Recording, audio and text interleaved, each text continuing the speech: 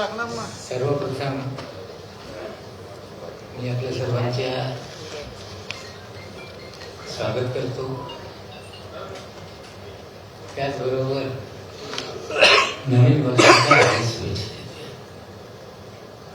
3.5 वर्षानंतर आपल्याशी संवाद साधण्याच्या आज मला अवसर मिळालेला आहे. मुख्यतः ही प्रेस कॉन्फरन्स मुंबई महानगरपालिकेच्या निवडणुकीच्या संबंधात आपण आयोजित केली.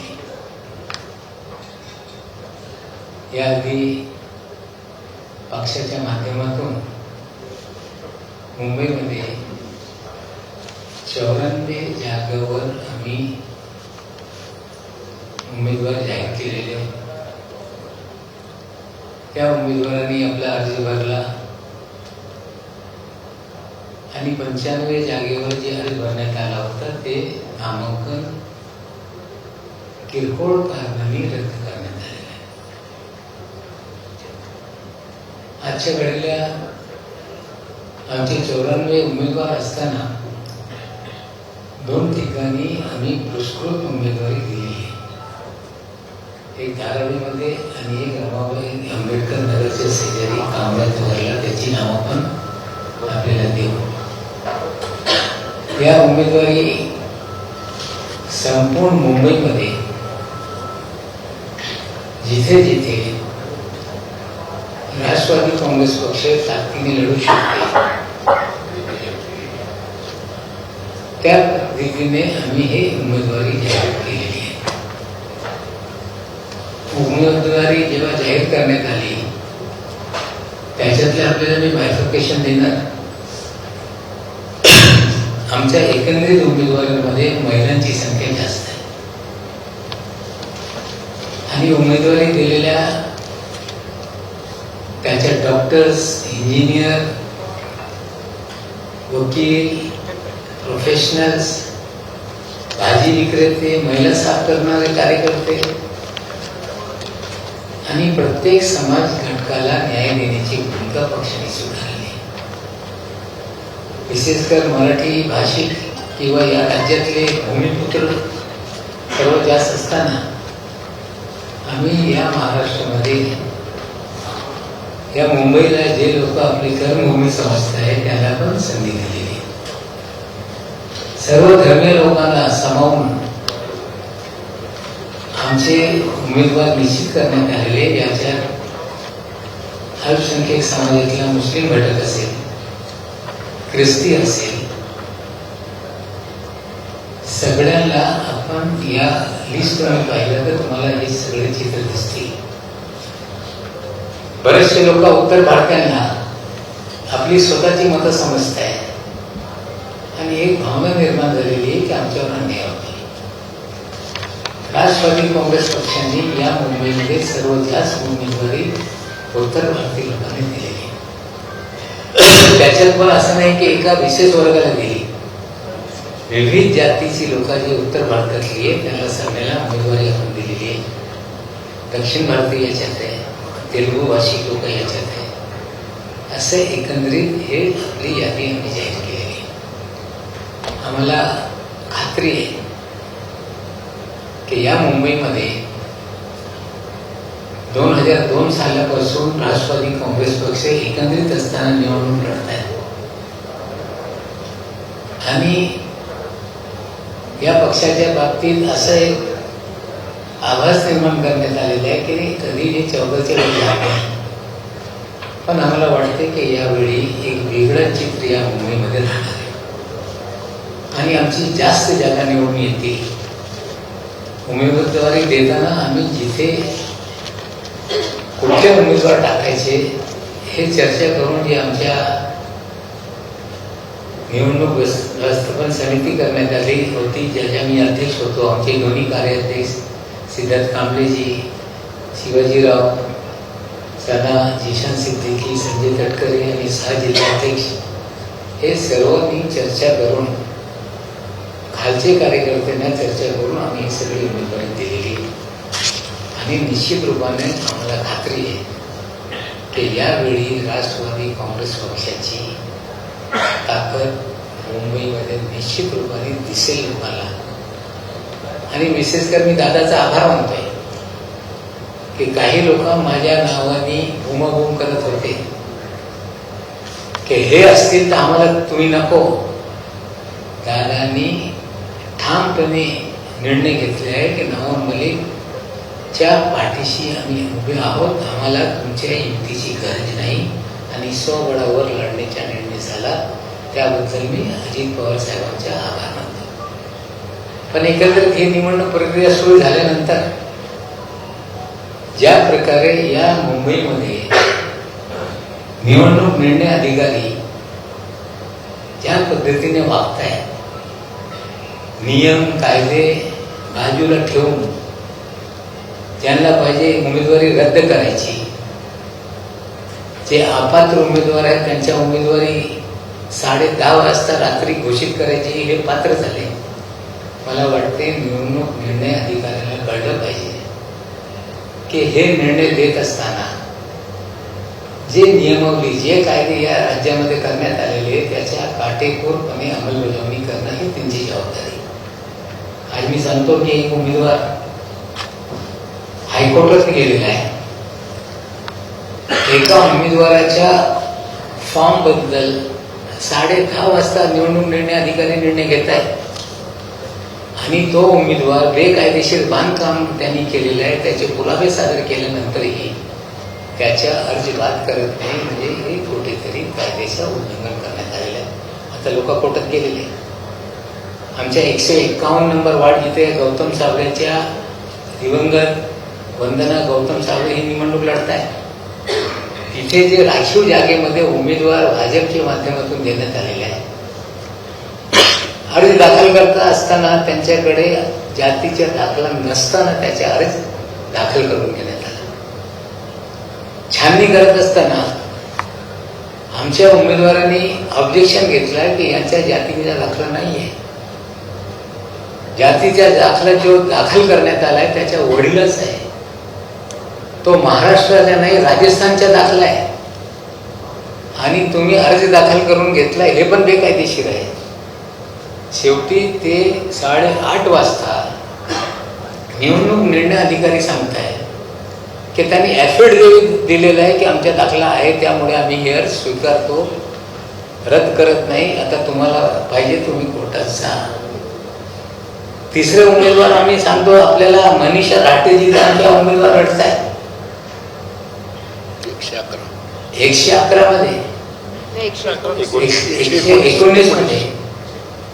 तिथे जो उमेदवार आहे शिंदे सेनेचा तो महानगरपालिकेचा वेंडर आहे.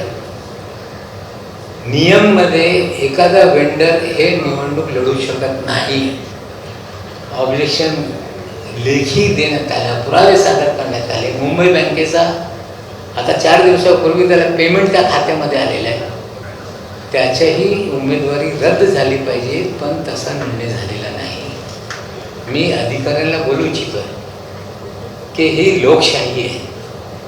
लोकशाहीमध्ये जे कायदे निर्माण करण्यात आलेले आहे, जे नियमावली घालण्यात आलेली आहे त्याची काटेकोरपणे अंमलबजावणी केली पाहिजे.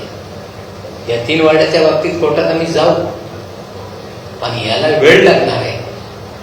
पण आता एखादा राजस्थान मधला मागासवर्गीय मुंबईमध्ये अर्ज भरून उमेदवारी घेऊन जर निवडणूक लढत असतील तर या मुंबईतले जे महाराष्ट्रातले मागासवर्गीय त्यांच्यावर अन्याय होत आहे. उद्या देशभरातले मागासवर्गीय येऊन मुंबईमध्ये सगळं ती जागा भरून टाकतील. असेच ओबीसीच्या जागेच्या बाबतीत असा अन्याय होणार. मग ते निवडणूक अधिकाऱ्याला कळलं पाहिजे की आज तुम्ही निर्णय देताय, कोर्टात विषय गेल्यानंतर तुमच्या नोकऱ्या पण जाणार आहे उद्या, हे त्यांनी लक्षात घेतलं पाहिजे. मी त्याला स्पष्टपणे सांगतोय. आम्ही निवडणूक आयोगाला पत्र देणार आहे जे इथे महाराष्ट्रामध्ये जबाबदार आहे की या प्रकारे हे सगळं घडत आहे. प्रचार करत असताना जे मॉडेल कोड ऑफ कंडक्ट आहे, आचारसंहिता आहे, त्याची काटेकोरपणे अंमलबजावणी झाली पाहिजे. काटेकोरपणे अंमलबजावणी केली पाहिजे. शेवटपर्यंत कुठलेही आचारसंहितेचा भंग होऊ नये हे पण आमची मागणी राहणार आहे. आणि आम्हाला अपेक्षा आहे की आयोग याच्याकडे आज जे आम्ही पत्र देणार आहोत त्याच्याकडे ते गंभीरतेने त्या पत्राला घेतील. आणि निश्चित रूपाने या निवडणुकीमध्ये आम्हाला अपेक्षा आहे की मुंबईमध्ये आमच्याशिवाय महापौर होऊ शकत नाही ही सत्य परिस्थिती आहे. आणि निश्चित रूपाने 16 तारखेला हे चित्र आपल्याला दिसेल. जास्त मी काय आता आज जास्त बोलणार नाही, पण आपल्या मनात काही प्रश्न असतील तर निश्चित रूपाने त्याचे उत्तर द्यायला माझी तयारी आहे. इलेक्शन कमिशनवर तुम्ही खूपच गंभीर आरोप केलेले आहेत. प्रामुख्याने 3 आरोप केले. तो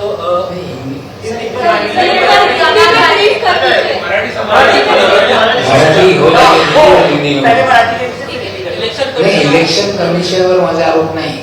निवडणूक निर्णय अधिकारी जिथे जिथे आहे, विशेषकर वेस्ट वार्डला, विक्रोलीच्या वार्डला आणि एस वार्डला आणि आणखीन एक वार्ड आहे, त्या निवडणूक निर्णय अधिकाऱ्यांना कळलं पाहिजे की निकाल आल्यानंतर सगळे विषय कोर्टात जाणार आहे.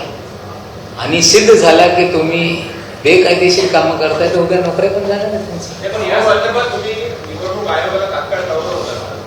आम्ही हे निवडणूक निर्णय अधिकारीला हे जोपर्यंत ते निर्णय देत नाही आणि या प्रक्रियेमध्ये एकदा निर्णय झाला की मग त्याच्यावर अपील तुम्हाला कोर्टात करावं लागतं, आयोगाच्या अखत्यारीत नसते.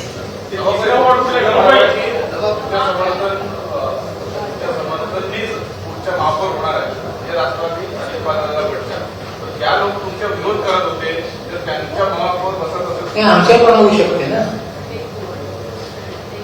कुणाचं होईल नाही, आमच्या होऊ शकते. या मुंबईमध्ये कोणाच्या मनात काही शंका असेल तर खुलासा करतोय.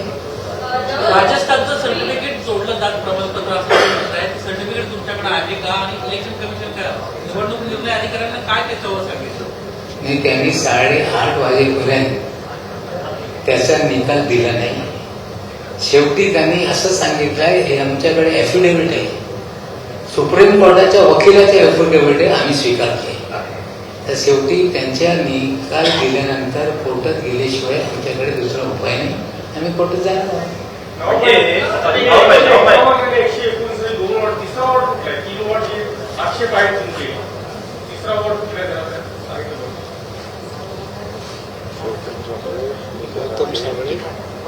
नाही, एक गौतम साबळेचा आमचा वार्ड आहे 87 जिथे बेकायदेशीर बांधकाम केलेले आहे उमेदवार.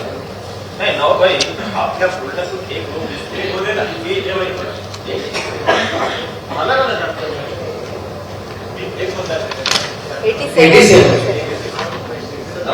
आपल्या बोलण्यातून एक लोक दिसतो की भाजप आणि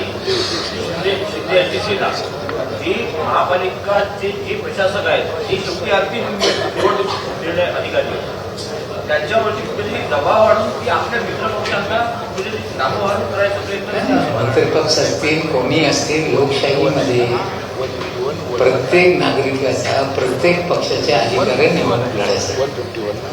पण जे नियम कायदे करण्यात आले त्या अनुषंगाने निवडणूक निर्णय अधिकाऱ्यांनी निर्णय घेतले पाहिजे. आमच्या एक अर्ज बाद करण्यात आलेला आहे, त्या अर्जामध्ये सगळं फॉर्म बरोबर आहे. ॲफिडेव्हिट मध्ये 2 सह्या लागत आहे आणि एक सही वकीलनी त्यांच्या म्हणजे कुठे त्या घाईगर्दीमध्ये राहून गेलं. त्या ॲफिडेव्हिट मध्ये 10 सह्या आहे तरी त्याला रद्द करण्यात आल्या. उदाहरण मी सांगतो, सणा निवडणूक लढत असताना पवार साहेबांच्या पक्षाच्या उमेदवारांची अशीच चुका होती. आम्ही आक्षेप घेतल्यानंतर त्यांनी सांगितलं की हे काही लहान चुका आहे, हे आम्ही त्याला रद्द करत नाही, आम्ही अर्ज स्वीकारतो. आणि तेव्हा आम्ही इतकं काही त्याच्यावर आक्षेप घेतला नाही.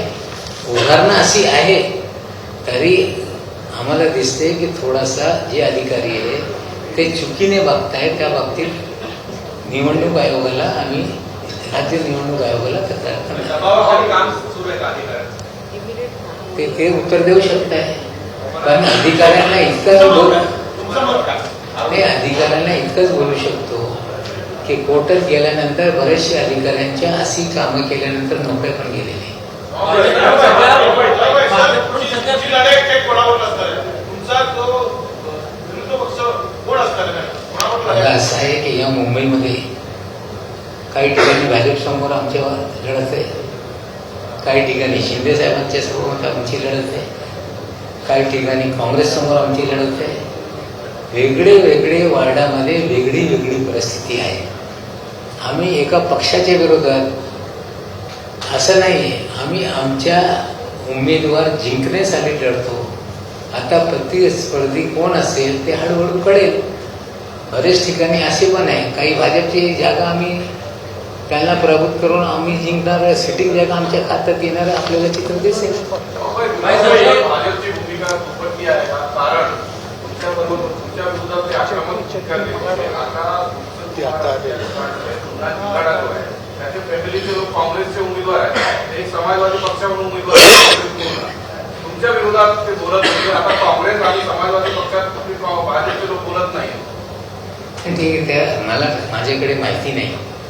गुन्हेगार आणि शिक्षा झाली हे दोन वेगळे विषय. गुन्ह्यावर पण होऊ शकते, पण एखादा शिक्षा झाली तर तशी लोक निवडणूक लढू शकत नाही.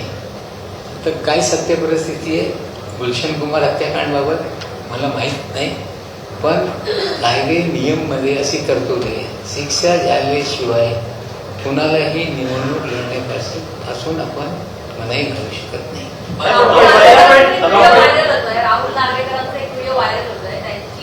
त्यांचे फॅमिली मेंबर हर्षिता नार्वेकर ज्या वॉर्डामधून तिकडे इतर हरिभाऊ राठोड इतरांनी ज्या अर्ज दाखल करण्यासाठी ते गेले होते तेव्हा त्यांना रोखण्यात आलं. स्वतः संजय राऊतांनी हे ट्विट केलंय आणि निवडणूक आयोगाने सुद्धा याची दखल घेतली. आणि राहुल नार्वेकर यांचा जो व्हिडिओ जो व्हायरल होतोय त्याच्यामध्ये त्यांनी त्यांच्या पदाचा पण की मी एक विधानसभा अध्यक्ष म्हणून हे पोलिसांना इन्स्ट्रक्शन देतो अशा प्रकारचे त्यांनी त्याच्यामध्ये स्टेटमेंट केलंय. त्या पदावर बसलेल्या माणसाला या प्रकारचे कृत्य करणं हे योग्य नाही. एक जबाबदार पदावर बसून जर कोणी असं वागत असेल तर चुकीचं आहे. त्याच्याविषयी तुम्ही कोर्टात जाणार आहे का? तुम्ही म्हणता की नाही, ते आडे त्यांच्यासमोर आडे नावाचा उमेदवार मला वाटते. आता त्यांना काय भूमिका घ्यायची ते घेऊ शकते, तिथे आमचा उमेदवार नाही. सर, युतीकडनं अशी भूमिका घेण्यात आली होती शिवसेना आणि भाजपाकडनं का नवाब मलिकचं मुंबईचं तर आम्ही राष्ट्रवादीबरोबर जाणार नाही, तर त्याच्यावर तुमचं रिएक्शन काय? पण आम्ही तर भूमिका घेतली होती, आम्हाला सोहळ्यावर लढायचं आहे. दादांनी त्याला कुठेतरी त्याच्यावर शिक्कामोर्तब केलं, त्यासाठी त्यांचे मी आभारी आहे. एकीकडे राज्याच्या सत्तेमध्ये महायुती म्हणून आपणही सहभागी आहात आणि दुसरीकडे भाजप जर अशी भूमिका घेत असेल की नवाब मलिकचा प्रचार असतील तर आपल्याला नवाब मलिक नको, ही विसंगती तुम्हाला वाटत नाही? ते 16 तारखेला कळेल ना की राष्ट्रवादीची ताकद काय.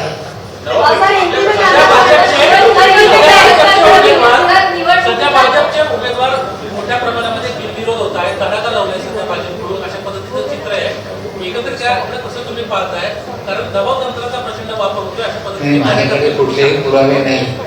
इतके लोकप्रिय असतील, बिनविरोध होत आहे, तर मला वाटते आता त्या भागातल्या लोकांनी ठरवलं पाहिजे.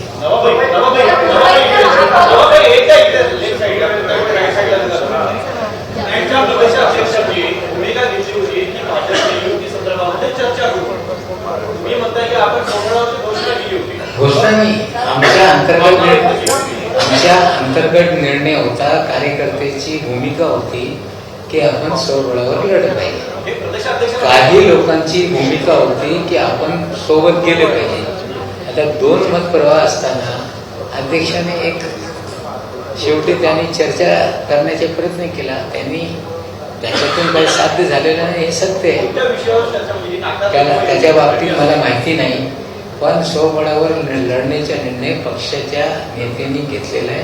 मी त्याच्या आभारी आहे. मुंबईत राष्ट्रवादीची गरज नव्हती, त्याच्यामुळे युती नको अशी भाजपची भूमिका असल्यामुळे तुम्हाला विरोध केला, त्यांनी तुमचं नाव पुढे करून विरोध केला अशी चर्चा आहे.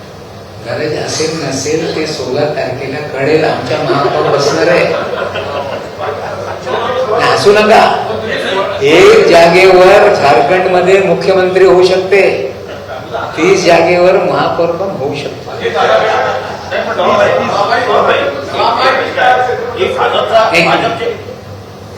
जिस तरीके से कई बार में ऐसा जो निर्णय अधिकारी है उन्होंने कई जगहों पे आपके जो भी कैंडिडेट्स हैं उन पर आपत्तियां दिखाई, लेकिन दूसरी तरफ बीजेपी या शिवसेना के उम्मीदवारों को जिस तरीके से उन्होंने क्लीन चिट दी उसे कैसे देखते हैं? उसी में देखिए, मैं आपको पहले बोल चुका हूँ कि अधिकारियों को जो राज्य सरकार ने चुनाव के लिए नियम बनाए, कानून बनाए, उसके दायरे में ही निर्णय करना चाहिए। अब ये मामला सिर्फ चुनाव आयोग तक कोई डिसाइड नहीं हो सकता। इस मामले को डिसाइड करने के लिए सीधे कोर्ट में जाना पड़ेगा और कोर्ट में पूरी तरह से हमें वो है कि फैसला अधिकारी के निर्णय के खिलाफ आएगा। कई बार ऐसा भी हुआ है कि कोर्ट ने अधिकारियों पे कार्रवाई करने के आदेश भी दिए हैं। हमें लगता है कई अधिकारी इसमें नपेंगे। क्या दबाव के तहत ये सारी चीजें हुई है क्या? और नहीं, वो तो अधिकारी बता पाएगा, लेकिन अधिकारी नपेंगे इतना मुझे पूरा विश्वास है। लेकिन आरोप के खिलाफ इस प्रकार कार्रवाई कोर्ट से करवाएंगे तो जो चुनाव हो गया रहेगा उसका कार्रवाई का क्या मतलब? देखिए सोनू जी, जो चुनाव के नियम है, चुनाव निर्णय अधिकारी का फैसला अंतिम होता है। अगर वो आपको मान्य नहीं है तो आपको न्यायालय में जाना पड़ेगा। न्यायालय में जाएंगे, लेकिन अभी वो चुनाव रुकने वाला नहीं है। न्यायालय में जाएंगे, फैसला होगा तो कई अधिकारी इसमें नपेंगे, ये सच्चाई है। जिस तरीके से पूरे इस चुनाव के दौरान एक कैंपेन आपके नाम का जो कर रही है, अलग अलग मंचों से कहा गया कि हम एनसीपी के साथ इसलिए नहीं जा रहे हैं कि नवाब मलिक एनसीपी को लीड कर रहे हैं मुंबई में। जो लोग बोल रहे हैं उनके ही विधानसभा क्षेत्र में भी हम एक चुनाव की सीट पे चुनाव जीतेंगे। भाई घराणेशाहीला देखील तुम्ही पाठबळ देताय का? कारण तुमच्या घरातील 3 लोकांना तुम्ही आता उमेदवारी दिलेली आहे। बघा, 3 उमेदवार जे आमच्या घरातले, माझे घरातले नाही, माझे परिवारातले नाही, माझे परिवारातला एकही उमेदवार नाही। माझी बहीण त्याचा वेगळा परिवार आहे, माझा भाऊ त्याचा वेगळा परिवार आहे। हा, ते आमच्या जे 3 लोक लढत आहेत त्याच्यात 2 लोक सिटिंग नगरसेवक होते। 2017 साली पण ते 3 जागेवर लोक लढले होते। ज्या जागेवर आमदार जे आता सना आहेत ती हारली होती त्या जागेवर आमच्या भाऊ लढतोय आणि त्यांची सून आहे ते त्यांच्या जागेवर लढताय, ते ओबीसी आहे। भाई आपकी पार्टी के साथ गठबंधन में है, लेकिन उसके बावजूद लगातार आपका विरोध किया गया। उसके बाद अजीतदादा ने जो रोड अपनाया वो साफ तौर पर दिख रहा है। लेकिन इस पूरे समीकरण से क्या गठबंधन धर्म का पालन जब हुआ ही नहीं, तो ऐसे में तो परेशानियां आना वाजिब है। आप क्या करेंगे? देखिए, ऐसा है, कोई गठबंधन धर्म महाराष्ट्र में पिछले जो चुनाव हो गए आज भी कोई गठबंधन धर्म की ऐसी बात नहीं है। कई जगह पे कांग्रेस से भी लोगों ने, महायुति के लोगों ने गठबंधन किया, कुछ जगह पे पवार साहब से शिंदे साहब ने गठबंधन किया। तो अलग अलग परिस्थितियां महाराष्ट्र भर में लोगों ने देखी है और हम लोगों ने निर्णय किया था कि हमारे स्थानीय लोगों को अधिकार दिया जाता है, किसके साथ आप चुनाव लड़ना चाहते हैं आप तय करो। उस प्रकार हमारी पार्टी ने निर्णय किया था। आज पवार साहब के साथ हमारा गठबंधन है, कई जगह परभनी में है, पिंपरी चिंचवड़ में है, पूना में है। तो परिस्थितियां अलग तरह की है। हमें लगता है कि युति धर्म की बात जो हो रही है, गठबंधन धर्म की बात, महाराष्ट्र में गठबंधन धर्म कभी भी रहा नहीं है। कांग्रेस के लोग भंडारा में भारतीय जनता पार्टी के सत्ता चला चुके हैं, गोंदिया में सत्ता चला चुके हैं, कोल्हापुर में सत्ता चला चुके हैं। तो आज ये नहीं, महाराष्ट्र का इतिहास है कि सभी लोग मिलजुल के जो जिस तरह से चल सकता है मामला, पिछले 25-30 सालों से इस तरह से महाराष्ट्र में राजनीति चलती रही है। बैंक को लेकर जिस तरीके से शिवसेना और बीजेपी कह रही है कि उद्धव ठाकरे अब जिस तरीके से मुसलमानों के प्रति आकर्षित हो रहे हैं, कहीं न कहीं हिंदुत्व का अपमान हो रहा है। आपकी पार्टी कह रही है सर्वधर्म सद्भाव के साथ है, 3 महायुति में है, कैसे देखते हैं किस वोट बैंक? देखिए, हम लोग ने पहले ही स्पष्ट किया है, दादा ने पहले स्पष्ट किया है कि हम लोग भले सरकार में हों, लेकिन वैचारिक हमारी आइडियोलॉजी अलग है। हम विचारों से समझौता नहीं कर सकते, पॉलिटिकल एडजस्टमेंट है। पिछले 2-2.5 साल से ये बात बार बार कही गई। अब उद्धव जी के बारे में बीजेपी क्या बोल रही है वो उद्धव जी को जवाब देना पड़ेगा। अब हम लोगों को, कुछ लोगों ने आरोप लगाया कि जो मुस्लिम वोट बैंक है उसमें सेंध मारने के लिए राष्ट्रवादी कांग्रेस पार्टी लड़ रही है। बाहुल मुस्लिम बाहुल क्षेत्रों में हमारे उम्मीदवार नहीं है। आप देखोगे तो कुल मिला के मुंबा देवी में हमारा 2 उम्मीदवार है, हमारे भिंडी बाजार में 1 उम्मीदवार कुलाबा में है, लेकिन मदनपुरे में हमारा उम्मीदवार नहीं है। या शिवाजी नगर में जो मुस्लिम बाहुल वार्ड है उसमें हमारे उम्मीदवार नहीं है।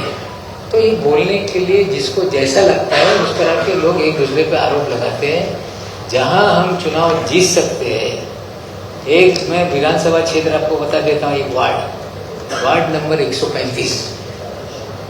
कभी किसी ने अंदाजा नहीं लगाया कि वार्ड नंबर 135 में राष्ट्रवादी कांग्रेस पार्टी चुनाव जीतेगी, जहां भारतीय जनता पार्टी का एक बड़ा नेता चुनाव लड़ रहा है। हमें लगता है वो भी सीटम जीतेगी।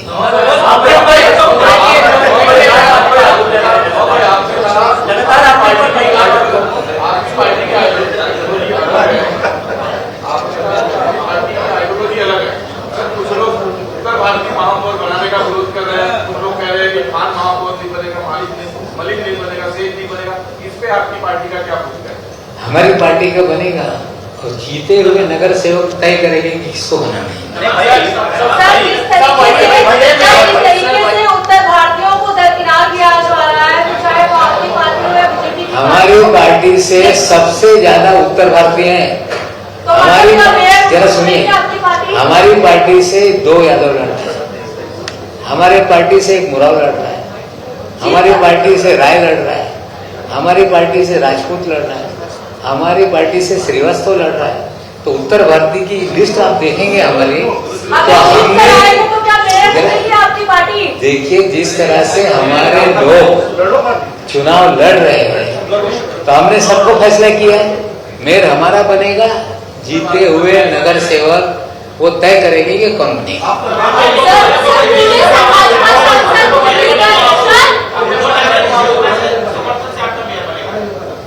आपका जो मेयर बनेगा, दावा करें कि आपकी पार्टी का मेयर बनेगा, तो महायुति के सपोर्ट से बनेगा या महाविकास आघाड़ी के सपोर्ट से बनेगा? अरे हमारा मेयर बनेगा, वो समय आने पे तय किया जाएगा किसके साथ।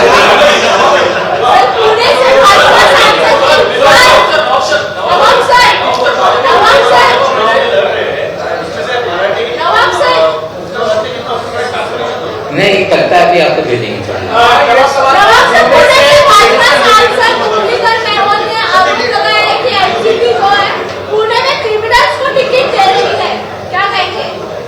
ऐसा है कि सबसे पहले आप देखेंगे तो चंबल के डाकू को टिकट देने वाली कौन सी पार्टी है उसका इतिहास देखिए।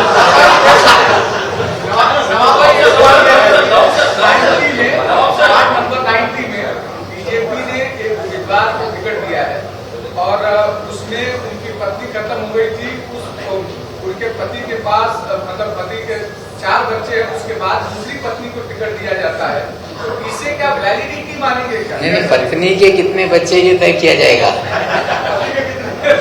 देखो 4 शादी के लिए हम बदनाम है, लेकिन बहुत सारे लोगों के 5 शादी है।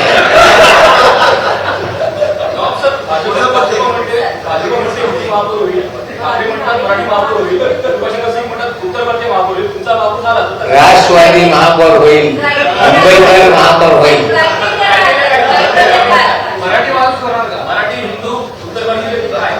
मुंबईकर महापौर होईल। आपका जो आत्मविश्वास है, जो आप दावा कर रहे हैं ना, इसका रिजल्ट रीजन क्या है? लोगों का समर्थन हमको मिल रहा है। मैं आज बड़ा दावा नहीं कर रहा हूँ। 135 नंबर वार्ड का आपको मैं बता रहा हूँ, शिवाजी नगर मानपुर में है। आप जाके, बड़ा नेता बीजेपी का है, आप जाके देखो क्या हाल है।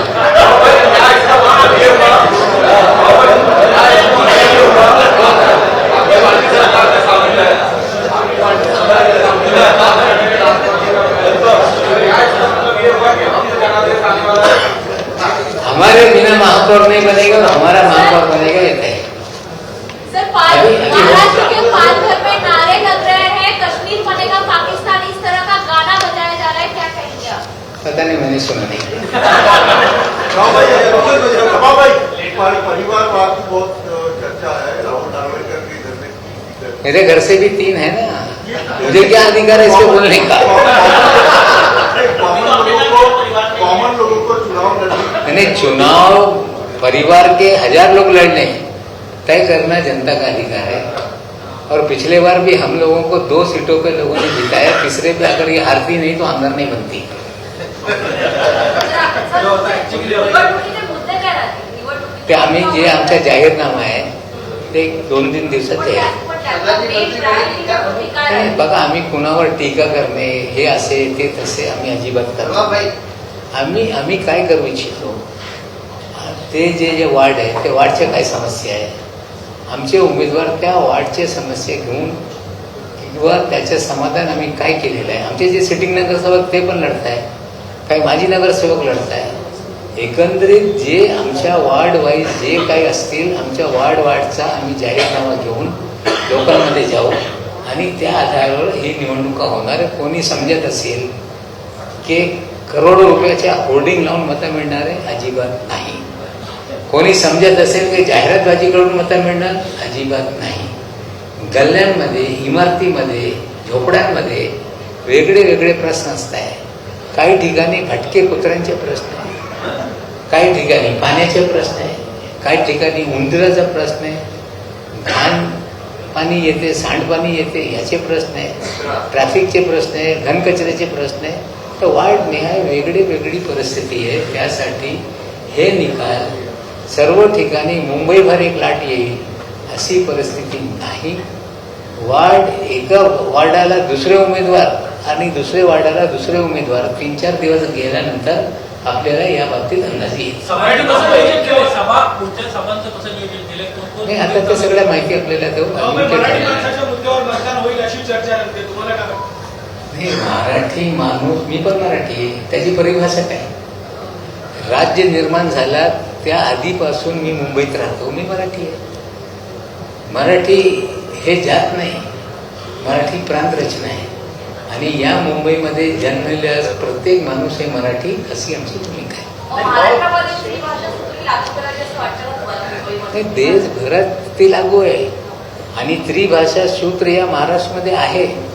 हिंदी, मराठी, इंग्लिश हे त्रिभाषा सूत्र या महाराष्ट्रामध्ये पहिलेपासून लागू आहे. आता त्याला मुद्दा करून कोणी राजकारण करत असेल तर मला वाटते ते योग्य नाही. थँक्यू.